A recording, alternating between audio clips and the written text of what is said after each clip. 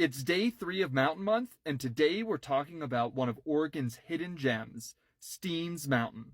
But first, I just want to say that I appreciate all of the enthusiasm in the comments, and I'm going to try to get to as many requests as possible. But still, let me know below what you'd like to see on day 4. Now, when you think of mountains in Oregon, your mind probably first goes to Mount Hood and the rest of the Cascades.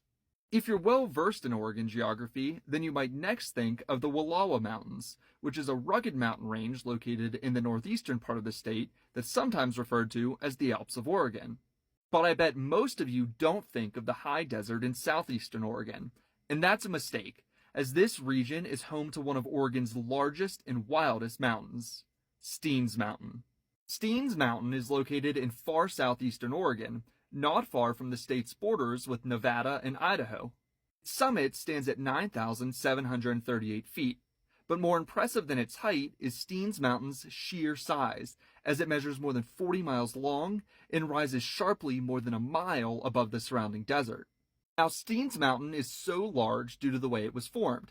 Interestingly, it's not part of a mountain range, but is instead a single freestanding mountain. Specifically, it's a type of mountain called a fault block mountain. Simply put, Steens Mountain is made up of a large block of a type of volcanic rock called basalt. Between 15 million and 8 million years ago, tectonic forces in the region uplifted that block of basalt and tilted it to the west. As a result, the west side of the mountain is gently sloping, whereas the east side rises sharply out of the surrounding desert. It's widely accepted that Steens Mountain is the largest fault block mountain in the northern Great Basin, but I've seen several sources that go as far as to argue it's the largest fault block mountain in all of North America. Adding to the dramatic nature of Steens Mountain is a series of major gorges that bisect the mountain. 4 of these gorges are so large and impressive that they pop out immediately when looking at a topographic map of Steens Mountain. These large U-shaped valleys are about a half-mile deep each, and they were carved into the mountain by glaciers during the last ice age. Finally, one last thing that makes Steens Mountain unique and somehow appear even larger than it is the lack of tree cover.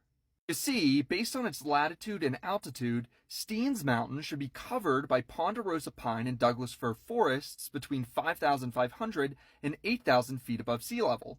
But it's not. In fact, it's the largest mountain area in all of the Great Basin that doesn't have tree cover. Now, there are a couple theories as to why this is. The first is that a series of prehistoric wildfires completely eradicated the tree population, while the second suggests that the isolation of Steens Mountain, remember, it's surrounded by